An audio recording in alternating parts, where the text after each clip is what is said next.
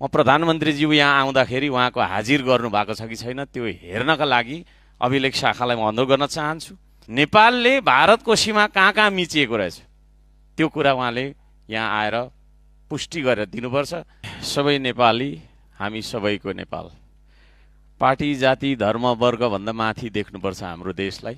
त्यसो भएको कारणले गर्दाखेरि यहाँ सत्तापक्ष र विपक्ष प्रतिपक्ष भन्ने कुरा छैन।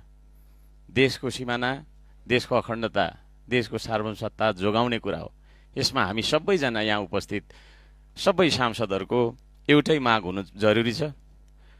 प्रधानमन्त्री जस्तो सरकारको प्रमुख व्यक्तिले जुन यो 17 गते राख्नुभएको अभिव्यक्ति छ त्यो अभिव्यक्ति अविलम्ब सच्याउनुपर्छ।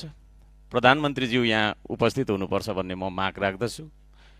र एउटा अर्को कुरा म के राख्न चाहन्छु भने यो हाम्रो नियमावलीको नियम 4 को 1 मा के भनिएको छ भने प्रत्येक सदस्यले बैठकमा आउनुपर्ने छ र बैठकमा आउनु अघि बस्नु अगाडि हाजिर गर्नुपर्ने छ भन्ने छ। म प्रधानमन्त्रीज्यू यहाँ आउँदाखेरि उहाँको हाजिर गर्नुभएको छ कि छैन त्यो हेर्नका लागि अभिलेख शाखालाई म अनुरोध गर्न चाहन्छु। यदि उहाँले हाजिर गर्नु भएको छैन भने उहाँ यो प्रतिनिधि सभाको सदस्य नरहेको ठहर हुन्छ र यदि उहाँ यो तपाईँको छैन के अरे प्रतिनिधि सभाको सदस्य नरहेको ठहर हुन्छ भने संविधानको धारा 77 को 1 को ग ले निज चाहिँ तपाईँको प्रतिनिधि सभाको सदस्य नरहेमा प्रतिनिधि सभाको सदस्य नरहेको हकमा प्रधानमन्त्रीको पदबाट मुक्त हुनुपर्छ भन्ने व्यवस्था गरिएको छ।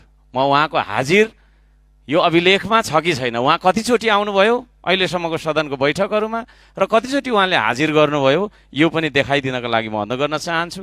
र जोड चाहिँ हामी केमा दिन्छौँ भने नेपालले भारतको सीमा कहाँ कहाँ मिचिएको रहेछ त्यो कुरा उहाँले यहाँ आएर पुष्टि गरेर दिनुपर्छ।